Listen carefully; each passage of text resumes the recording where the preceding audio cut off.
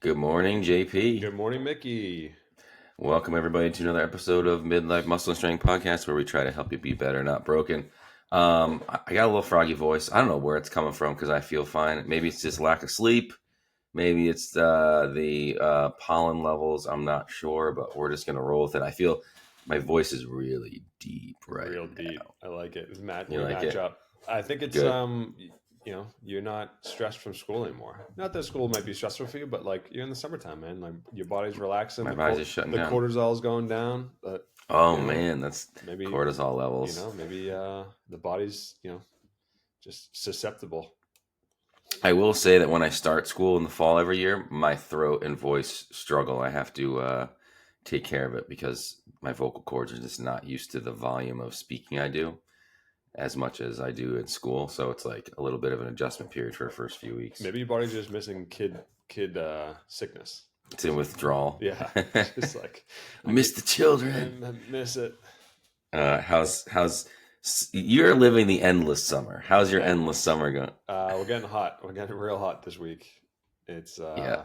we have to like flip our days because like usually the mornings like cooler and afternoons, perfect time to be outside. Now it's the playgrounds are scorching hot in the afternoon, so it's like Kids are sizzling. They're sizzling on the slide as they go sizzling. down. Yeah, they're burning skin off. Little bacon slices. Yeah. So now we just we're at pool every afternoon, which is nice. They changed it to salt water, which is a huge difference. I don't know if you've like Oh yeah. chlorine to salt water. I don't know what you guys have in your pool, but like just coming out of it, you feel like fresher. Like Hmm. I don't know that chlorine smell and feel. So Yep. it's been nice. We go to the pool and cool off in the afternoon. So yeah, it's like supposed to be like 98 for like Oof. 3 days straight. Here, look. I know it's gonna be hot here, but I don't think it's gonna be 98. Let me Yeah. look. So it'll be Plus, you got some humidity. You have humidity there too, right? we do, Is it yeah. as bad as back home? Yeah. Yeah, it's about the same. Yeah. People from like other states die when they come here. They're like the Like we can't humidity plus do the it. heat. But Today will be nice, and then it will be 91, 95, 98. yeah, So we got some cookers coming. there we go. I love how you guys we like gradually built into it, and I felt like even for me, like even building to the heat, like it knocked me.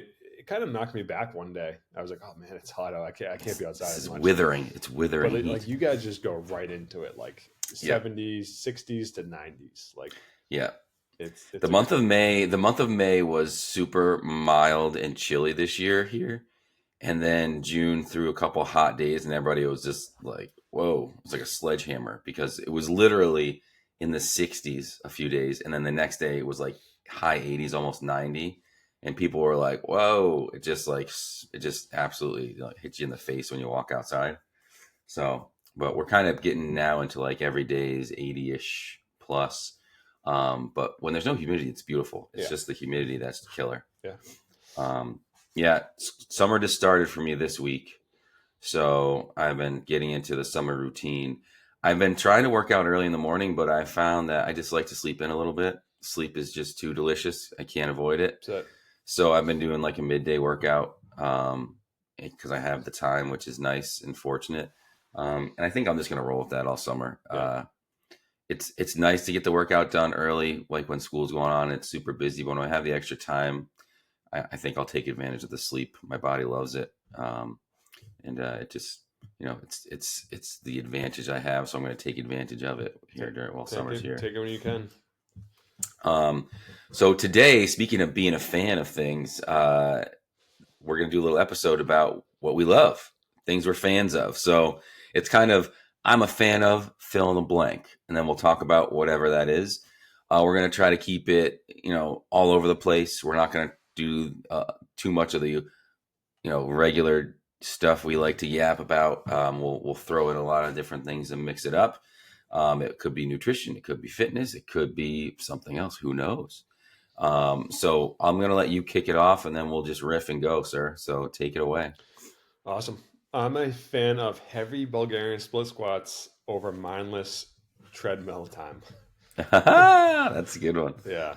So I just think like you see people, we've talked about this before, but like you see people at the YMCA or just picking any gym, just floating. They're on the phone. They're just watching a show, and it's not really like focused effort, or it's really not like purposeful. They're just burning calories to burn calories.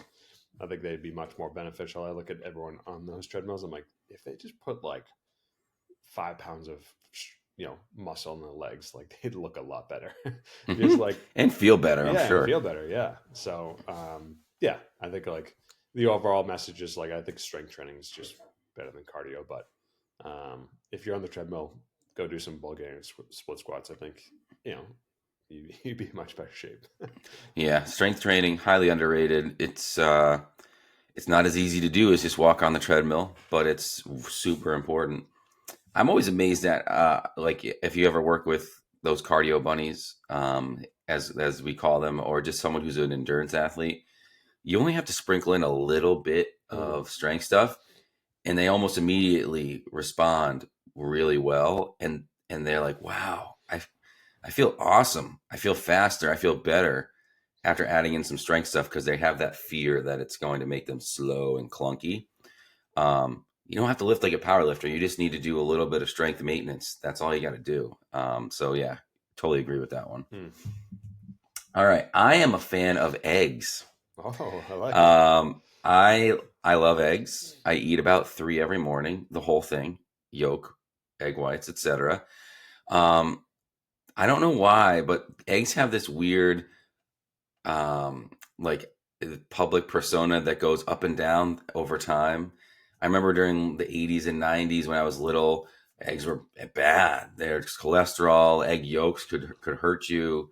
And then they started to get a better reputation. And now recently people are like, oh, eggs aren't worth it because the protein level's not high and the fat levels are super high and cholesterol, blah, blah, blah. And I've just always been a fan of eggs. I just think they're great. They're good for your skin. There is a good amount of protein. There's tons of vitamins and things you need in the yolk. If you eat the egg whites like you should, lots of protein, like I said. So I just don't know why people are against eggs. I never understood it. And it's like a little multivitamin in a shell, and it's just so good for you to start your day with that or eat them at any time. I just don't really get the hate. So big egg fan.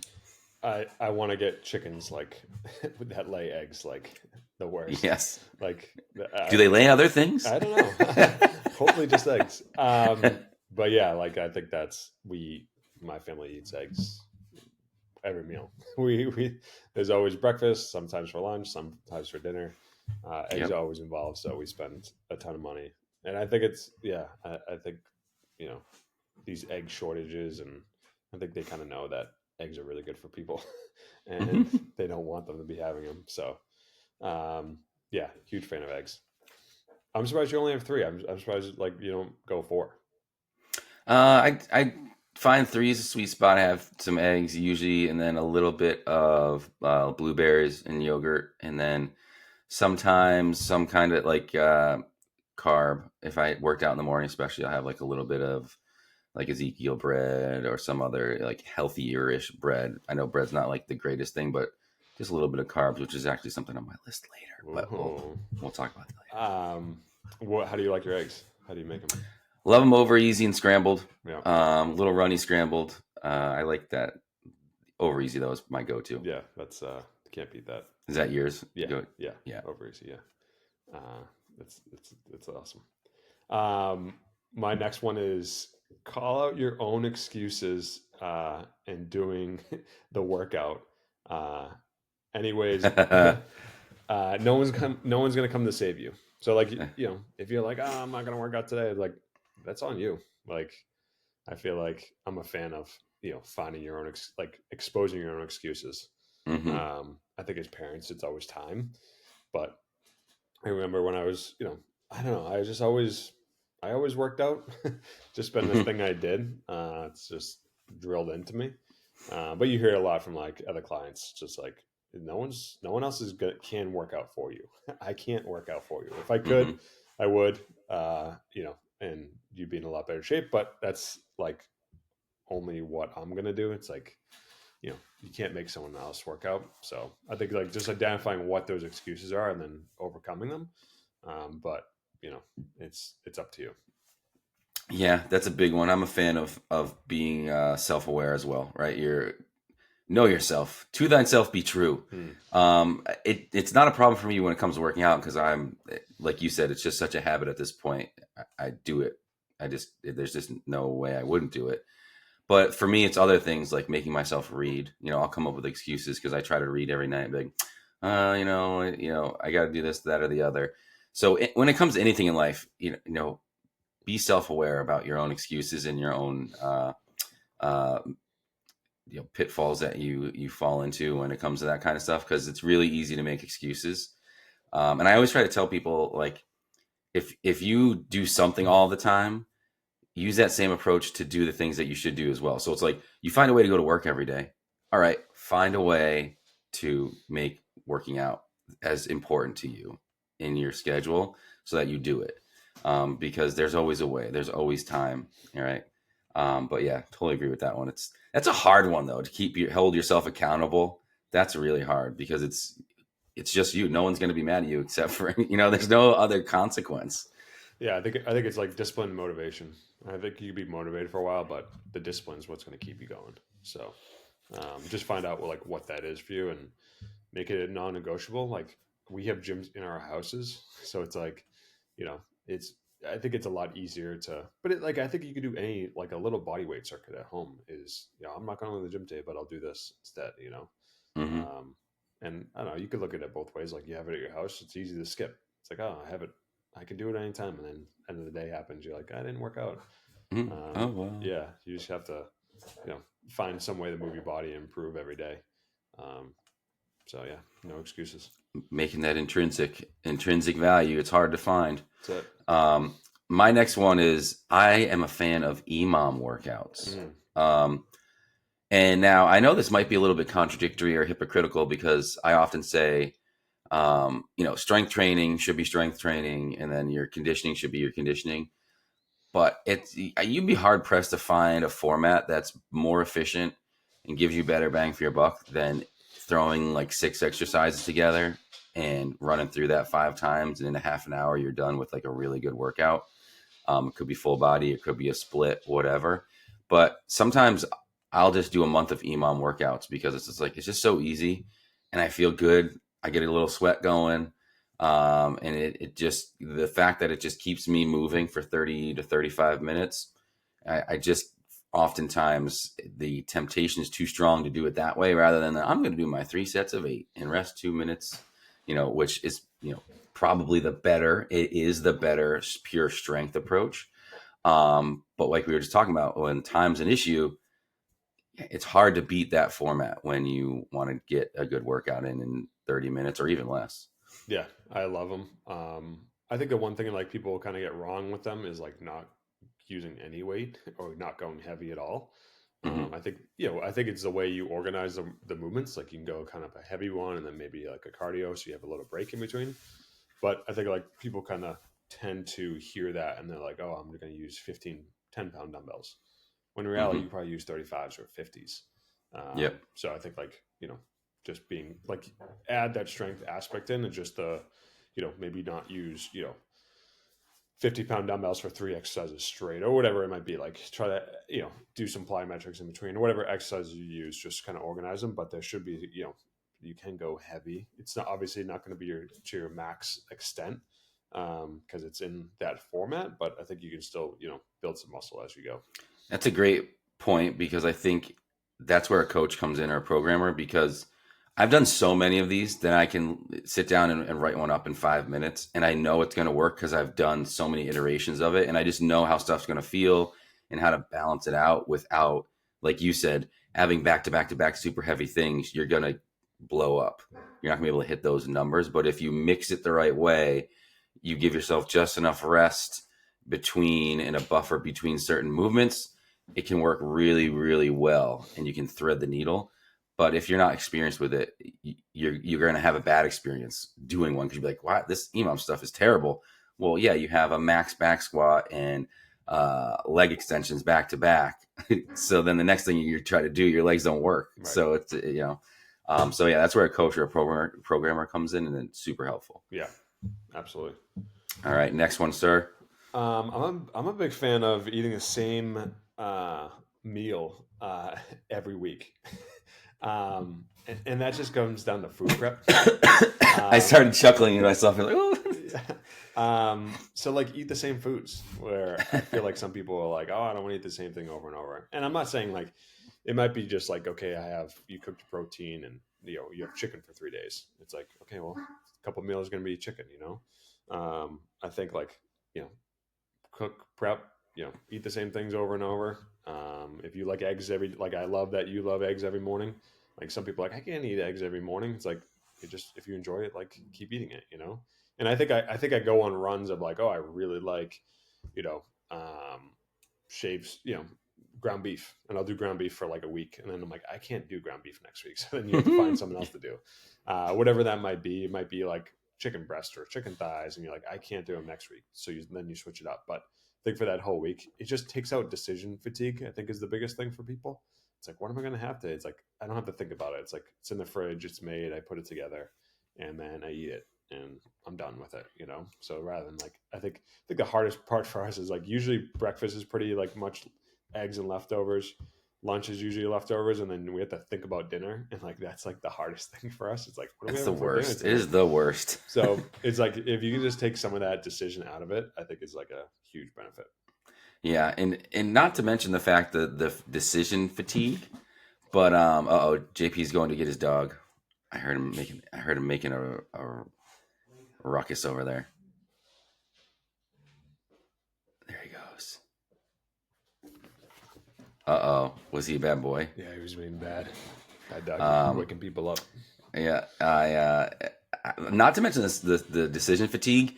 Like I eat the same things because I feel the best when I eat those things. Like when I deviate from that and I go kind of crazy and eat something that I don't normally eat. I'm not saying that I have a strong like toxic reaction, but I'm like, oh, I had a breakfast burrito today, like on the way in from this place, and I don't normally have a bunch of peppers and onions and things like that in the morning.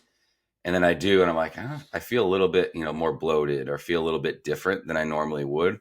So eating the same thing every day kind of gives you what to expect just physically, how your body is going to respond and how you're going to feel, instead of having this wild card of, oh man, I had pizza for breakfast, it was leftovers. They're like, oh man, I feel like trash. And that's super salty, I'm super thirsty now. And so eating the same thing both mentally is great, and I think physically is great for you.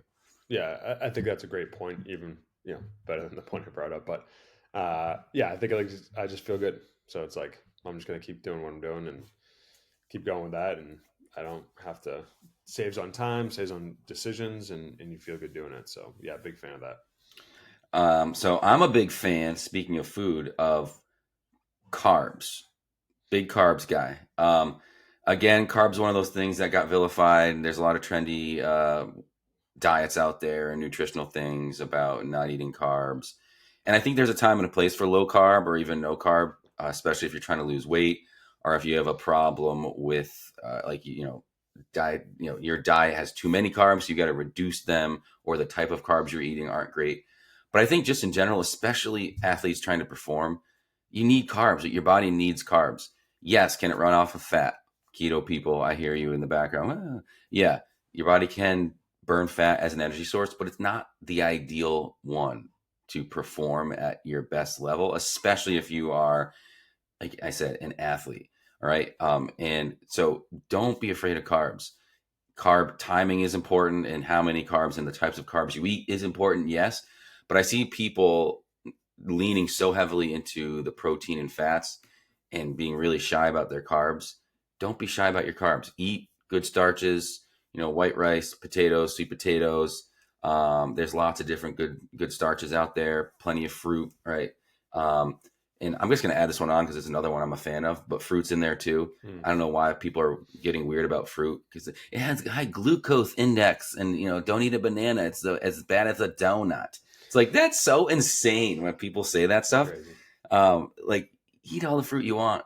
Your body's going to love it. Just eat all the fruit you can. All right. Yeah. Vegetables too, but don't be afraid that you've had too many bananas or grapes in a day because they have a high glucose index and there's sugar in them.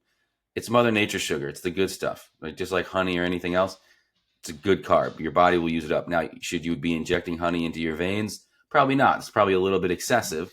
All right, you might be going over the top there, but don't be afraid of carbs. They're good for you in moderation, as all things are. So eat them up. Yeah, I think we go through a ton of potatoes at my house. Same. Like you would do, White potatoes too. We eat plenty of white potatoes and sweet potatoes. yeah, we do sweet potatoes, purple, white sweet potatoes. They're awesome. And we do a ton of fruit. I mean, those are kind of more carbs. We don't do as much bread just because it doesn't like sit well with us, like stomach wise.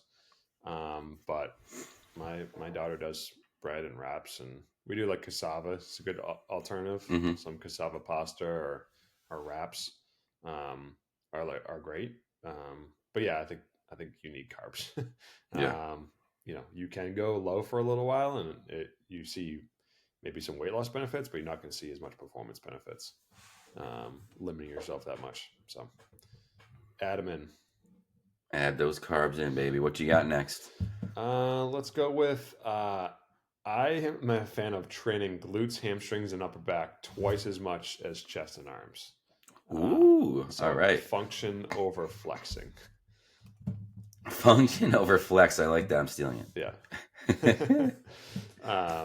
Yeah, big fan of that. I think like I've always been a I don't know function person. Like I just want to be like if I can move well and do the basics really well, then I don't need the flashy big stuff. That's Are kind you of making excuses now? Is that why you have small biceps? yes, yeah. So strong, small but strong. But yeah, I think like that's going to carry you through your lifetime rather than you have huge arms. I always like have an uncle who's like, oh, look how big my arms used to be when I was in my 20s. I'm like, It's chicken legs. it doesn't matter now. It doesn't matter now, Uncle Frank. Yeah, jeez. Stop showing me your high school picture. I think that's great. I mean, those are the movers, right? That's what's going to get you from point A to point B is having the stronger lower body, posterior chain. And that stuff also helps you pick up your kids, helps you not have back problems, which is a big problem as you get older, like all those little things. But they're not fun. I mean, I think they're fun to train, but it's not the fun, showy stuff. It's the boring stuff that you're training with those types of things, Right. like doing planks, doing RDLs. It's like not as fun as rocking some hammer curls and tricep extensions at the gym. Yeah, I think there's a time and place for them, but I think, those are accessory things, not necessarily like what should be the meat and potatoes of your program. What's your favorite? If you're going to pick one glute exercise, what's your go-to? I love a single leg deadlift. Ooh, yes. Stagger and stance, you can do it like stance. supported or unsupported. I just think the balance aspect of it. Mm-hmm. I love it like when your back foot's up against the wall. Yep. Do a lot of those. So yeah, those isolate the glutes a lot. I like those. Obviously you could say like a single leg squat or a step down would be great too, but kind of anything, single leg, working some balance, working your glutes, working on like sending your hips back. I think a lot of people struggle with like glute hips going back. The hinge, the hinge motion. Hinge back and down, not necessarily like down with the knee going forward. So I think single leg deadlift's a good one. I think that's great. And in the world we live in where people sit so much, you need those things to be as strong as possible and resilient as possible. Because a lot of people, their glutes and posterior chain is dormant because they just sit so much. So you got to wake those babies up. I see that a lot with my clients in the gym. Mm-hmm. My next one is deep tiered plyometrics, which quick explanation, deep tier plyometrics are doing things like lunge hops, like in a lunge position. And you don't fully stand up or extend. You just kind of like bounce in the lower position. So you're at the most extreme depth of a lunge and you're hopping there. So you're doing a little bit of a jump in this deep range of motion to strengthen glutes, hamstrings, ankles, knees, hips, all of that. So I'm a big fan of deep tier plyometrics. I didn't really, to be honest, up until the last year or two, know the exact name of them. I just knew they felt good. So I never used the term deep tier plyometrics in my own training. I would just call it like lunge hops or squat hops or whatever, because I didn't really know what they were. what the term was. I just knew they felt good. And now there's a lot of studies coming out showing that they're really, really good for building up tendons and ligaments, and creating resiliency in your joints, and also range of motion, which carries over to if you want to sprint or jump high, you need that stuff. So you can't just with your plyometrics live in the most extreme high end 100% effort stuff. You got to also do sort of like the lower end work, almost like you would with your cardio. Like you can't just live in high end zone 5. You also got to do your zone 1, zone 2 to build yourself up. So deep tier plyometrics, big fan. And I've been doing a lot more recently because I sometimes forget about them. They go in the back of my head. Yeah. And I've noticed, as I've gotten older, they feel really, really good on my joints. Now, would you start with like isometric holds in that position first, then start with the jumping? Like if you were going to bring someone into it? Actually, to be honest, this is the excellent thing about deep tier plyometrics. You can start with these because it's very, very low end. You're not like trying to do like hard hops. You're just sort of like rhythmically up and down and keeping it at like a 60 or 70% level of effort. Got it. So anyone, you can start there, and actually it's a good place to start if you want to build up to plyometrics. They can be paired with isometrics as well. So you could do isometric hold and then do some deep tier after, and they both work really well together to build up stiffness, right, where you want it in the joints to make you stronger when you do want to jump and sprint. But they are accessible really across the board for anybody with or without experience with plyometrics. Yeah, I love that. That's awesome. I'm a big fan of putting your phone away at night. Yeah, good one. I know we just did a sleep episode, but I actually even took notes from that we talked about, and I refined my sleep schedule, and I'm nice going to bed even earlier. Whoa, 5 o'clock bedtime? 5 o'clock.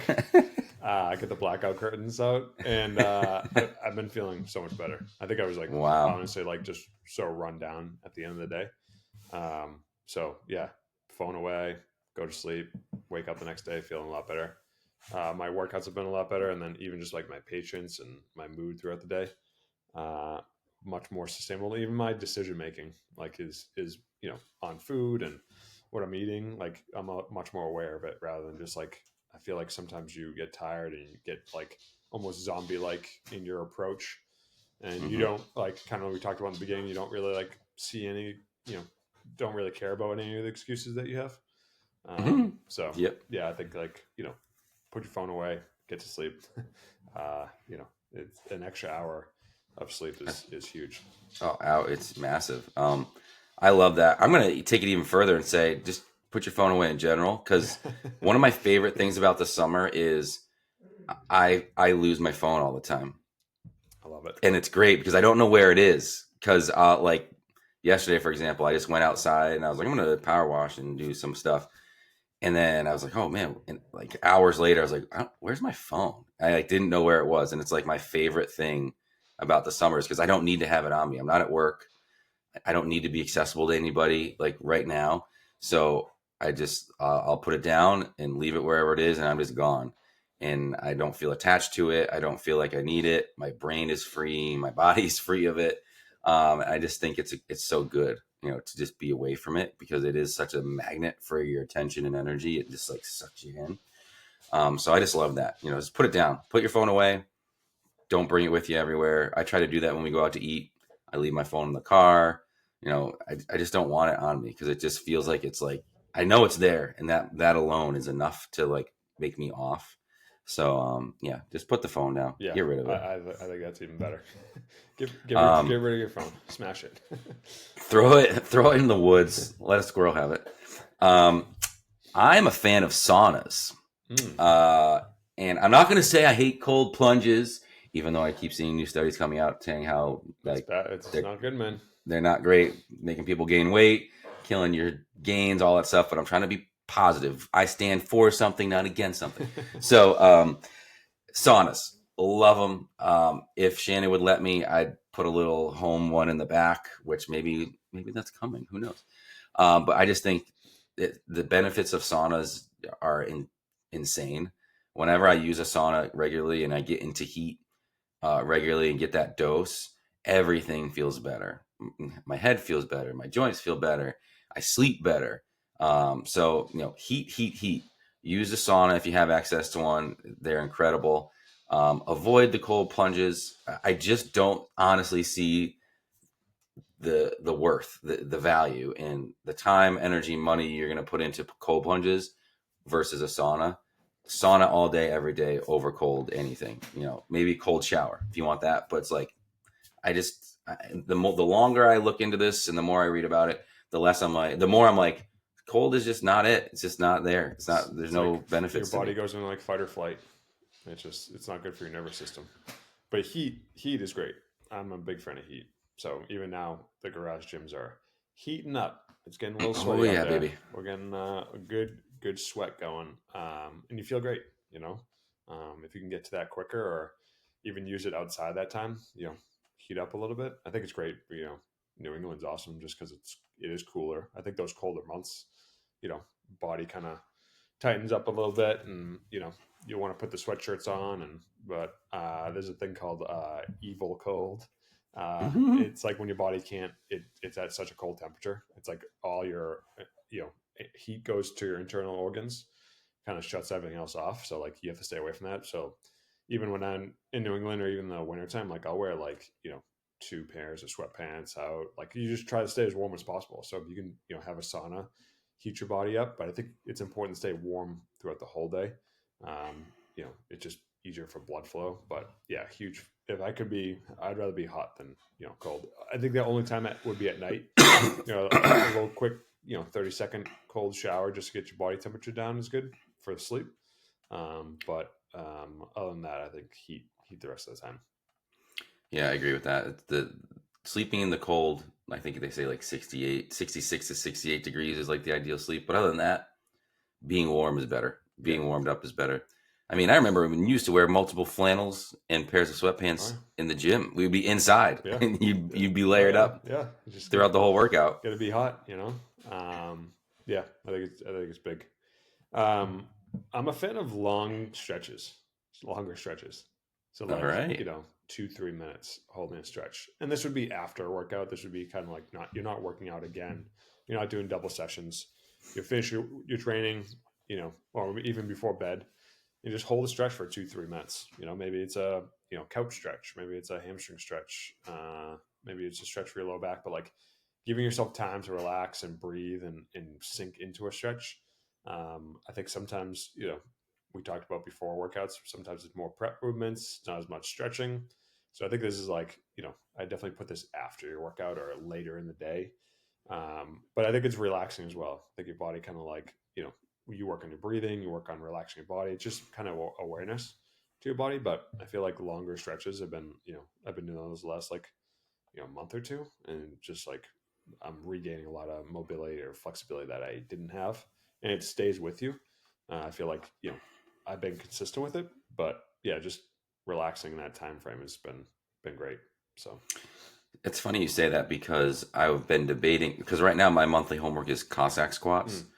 And my hips feel amazing, like doing the like deep, like half split squats that Cossack squats are. I was like, I might do a split every day stretch next month as my homework, because I love the feeling of like just sitting into a stretch, not in pain, but you feel that stretch and you're kind of just like, ooh, and you have to like breathe into it.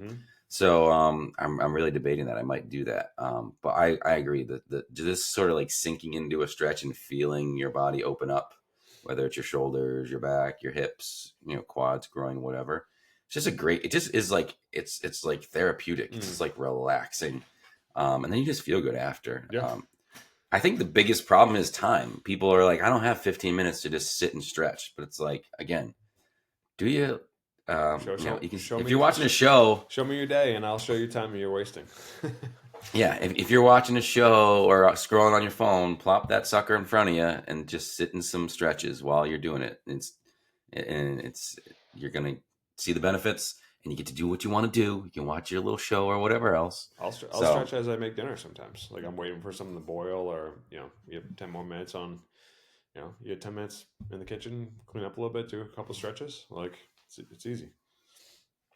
Love it. All right, I only got a couple more here, so here's my next one. I love front squats.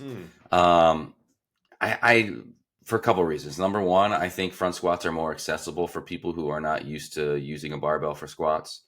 And number two, I personally just feel better when I do front squats versus back squats.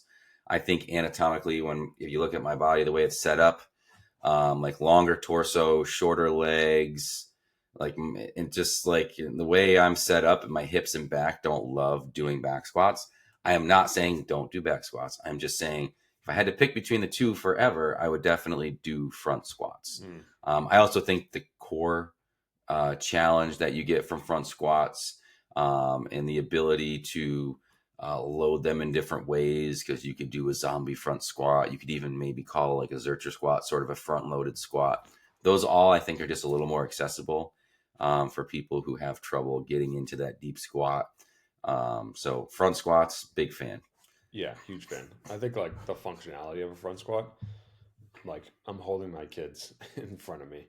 I'll have my son on my back and holding my daughter in front, and like I'll be walking. And I'm like, oh, I'm really happy I do front squats or holds or carries. But yeah, I think like strength wise, I think back squats might have an edge, but I think functionality wise, you're probably honestly not losing out on much with the front squat compared to the back squat. But I think it's important to do some posterior chain. So like if you're doing deadlifts or RDLs, I think like you're okay skipping the back squats if you have front squats. Like front squats, do some posterior chain work. I think you're good there. Mm-hmm. So yeah, I've been doing front squats lately, last like cycle, over back squats, and I feel great doing them and happy doing them, and legs getting stronger, core's getting stronger. So yeah, can't beat that. Yep. Go ahead, sir. Your next one there. Um, is hard sprints.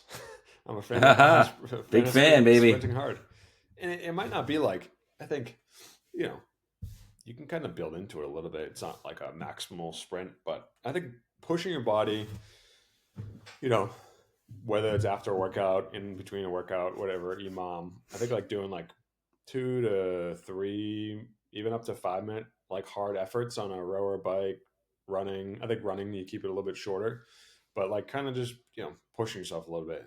Getting out of that zone 2, 3, you're in that 4, 5 effort. Mm-hmm. I think is important to kind of like challenge yourself, and I think it just only helps with the recovery and everything else you're doing in life too. If you can, you know, do a couple 500-meter repeats on a rower, like walking is going to be easier for you, or not as like stressful for you. You hear it sometimes, like guys I train who golf, they're like, oh, I can't really like, I get tired after 18 holes, or like the last couple holes I get tired. It's like you just need a bigger engine. Like you need to be like Yeah.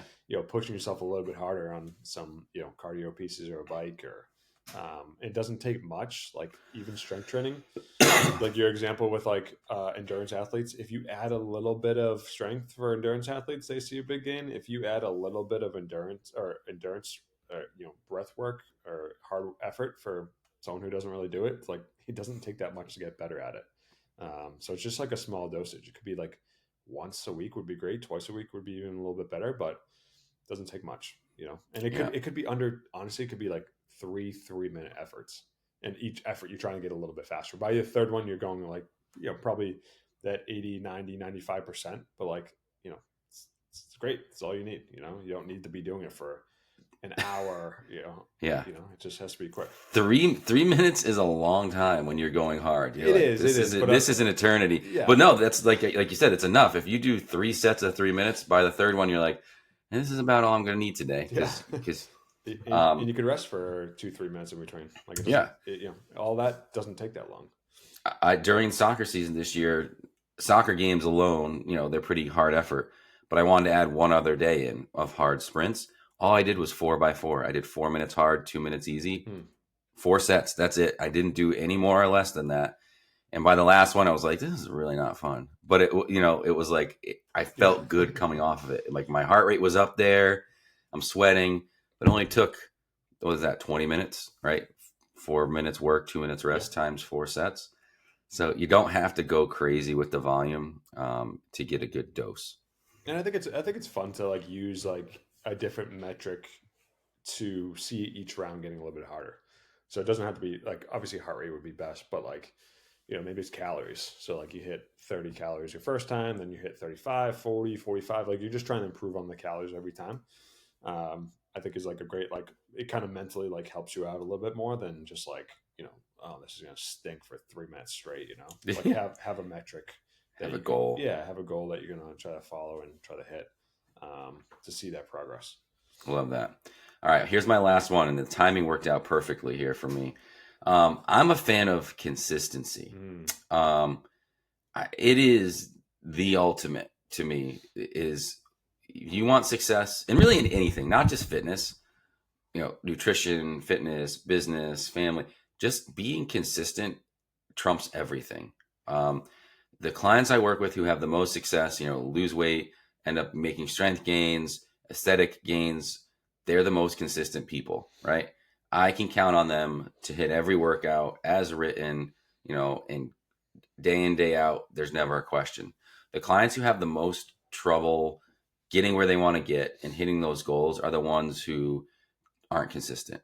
And I know it's not easy, but once you find that groove and you are consistent with any of those things, with your nutrition, with your sleep, with your working out, etc., it sort of just all of a sudden becomes this epiphany, and all these doors start to open, and you realize, oh my gosh, it was that simple. If I just do this consistently, I'm going to get where I want to get.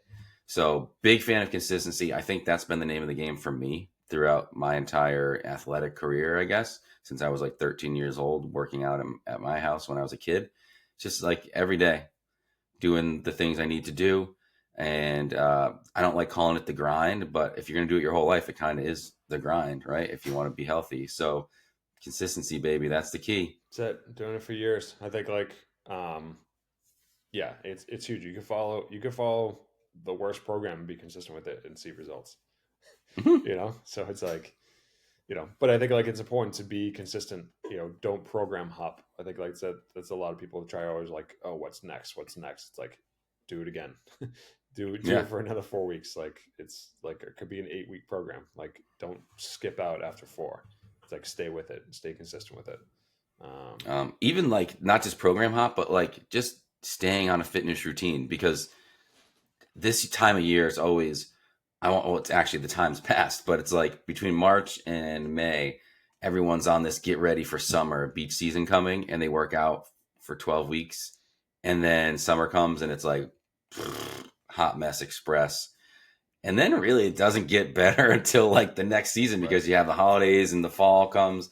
So it's like you can't work out 3 months a year and think that you're going to do well throughout your life with your health and your wellness and fitness, etc. So be consistent. Just be consistent. Do you think like I feel like our consistency is like every year gets like more results, not even by doing more, but like it just separates us from the norm so Yes. much just by being consistent. I thought about this question is like, if you had someone who's like in there, we're almost 40, right? If you had someone, Oh, don't say it I like know, I know, that. we're almost there. But if you someone in their 40s who's like, I think it's training a client who's like, it's a big difference from if you have a sports background or any working out background, and like maybe you didn't work out from 30 to 40, but at least you have like, okay, you have some experience of lifting some muscle mass. Like Hmm. if you have no muscle mass and you hit 40 and you start working out, how hard that would be. Like, but I mean, I think it's worth. So I hard. think it's worth it to get into your 60s with muscle mass, and this, that's 20 years of training you could do. But it's just so much better if you just consistent with it and steadily building muscle rather than like trying to do it all at once, or 3 months put on 10 pounds of muscle or whatever it is. Like Yeah, that's it's unrealistic.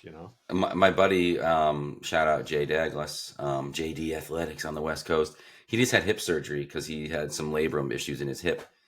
And he was talking about how, I don't want to say easy, but he's been saying how his recovery and rehab has been so smooth.